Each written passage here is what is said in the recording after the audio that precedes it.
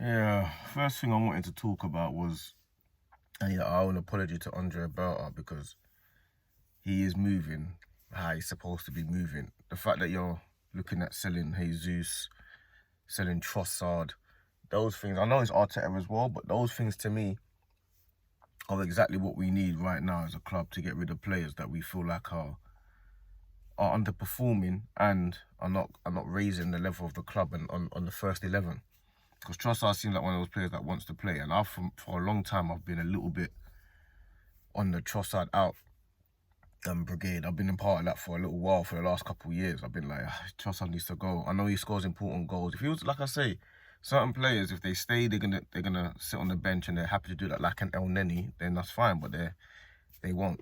These guys won't, and they're earning too much money to be sitting on the bench and to be not contributing consistently. So I think Berta is really like put his mark on the club, because what he's done is he started to, and I think it's Arteta as well, but I think Berta will get the credit because obviously he's just come in and it looks like it's being ruthless when I'm sure the club will have these convos anyway. So neither here nor there though, it is what it is. That's how football goes. And I feel like what he's doing that is so good as well is he's putting players under pressure to sign contracts. Like, we saw Saliba talk to the AFTV guys the other day, and they asked him, are you signing a contract? And he was like, hopefully soon, God willing. So that's another part of it that we're not seeing. Gabriel's signed a new contract. He's having to have conversations about it, because a lot of time people might be not scared to have conversations, but you need to put pressure on these players. Are you signing or not? You know what I mean? What are you doing? Let's have a conversation. Let's be real about it. You signing or not? We're like, yeah, I do want to sign. I'm just looking at see what you're signing, who was signing, and what the direction the club's going in. That's fine, but are you signing or not? So Saka as well. I feel like all these pressures are starting to come, and I feel like when Neri signed, these players are signing contracts now, and it's looking like the conversations are happening earlier. You know what I'm saying? And with a bit more aggression. So that was my take on Andrea Berta, because I felt like I was one of those people that was really irritated with it felt like slow business. But like I say, Gyökeres coming in now, and the Madueke deal and all of this stuff happening now, it felt like slow business. And yes, you gotta wait sometimes, but sometimes the Arsenal fan base haven't got time to wait, because we don't deserve that. We deserve business early, because we've been waiting a long time. It's not we're waiting a couple of months for this deal. We've been waiting years for you to move properly. So that's my take on that. In relation to the Jesus and the Trossards and those guys leaving, I feel like that's like really, really ruthless business. I think that's quite ruthless, and I think it's quite heartless as well. And I think that's kind of what we need from a sporting director. The manager's supposed to be the good cop, bad cop, innit? The manager can play, good cop.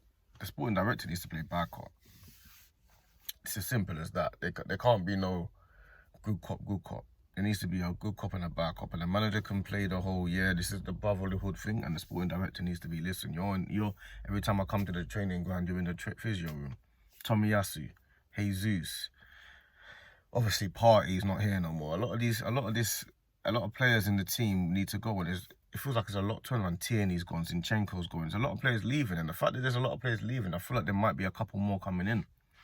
Like, obviously, Arsenal fan base, we're looking at Eze, pipe dream Rodrigo.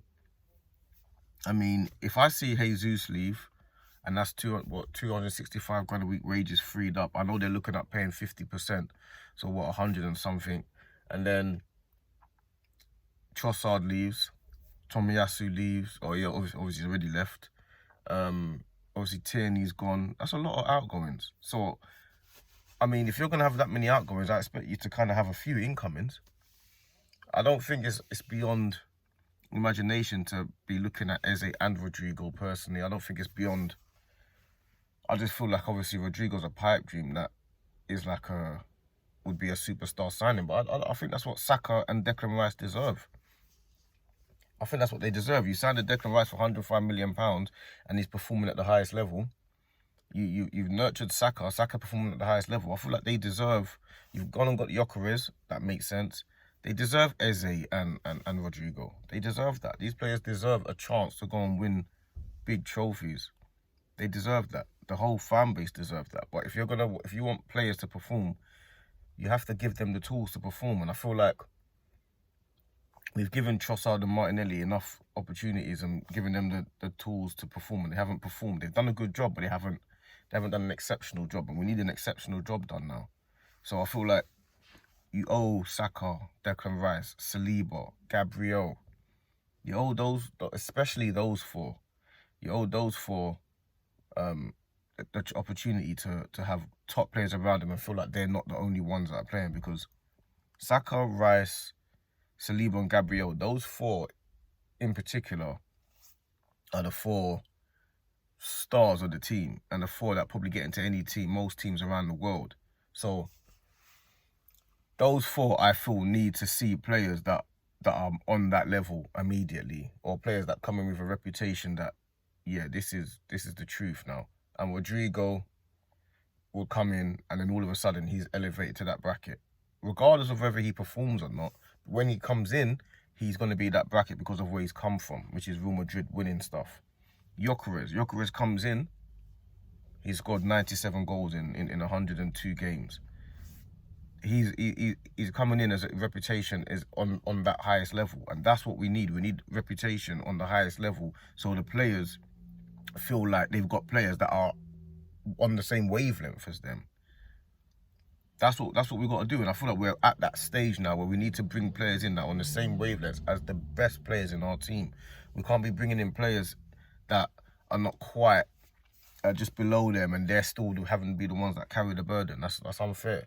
Saka can't be the one that just carries the burden. Saka can't have this much pressure on him on his own. Yes, you're supposed to have pressure. Yes, you're supposed to be the guy, the star boy. But you can be the star boy and have a star man over there. You know what I'm saying? You can still be the star boy, but there needs to be players over there that are not helping you out, but are doing better than you. Then your performance is aided. So that's my take on it. I feel like we're at that stage now, and getting rid of the Jesuses, the Trossards, those guys. I'm not quite sure I want to get rid of Martinelli. I wouldn't get rid of Martinelli. If we got Eze and Rodrigo and there was a 70, 80 million pound bid for Martinelli, then potentially. But Martinelli's not quite on my hit list. He's not on my hit list. He still seemed like a fairly good squad player to me. He's not on my hit list. You wouldn't. That's not a bad. That's not. I wouldn't be upset if Martinelli's playing in a game. So. And he's young still, so he's got a little bit of credit in the bank. He's got a little bit more leeway for me, so I'm not so irritated with Martinelli. I know he'd be a player that you can get a bit more money for because of his age, but he's not on my hit list just yet. So Trossard, Jesus, Tomiyasu, Tierney, Zinchenko, those players are the first ones for me.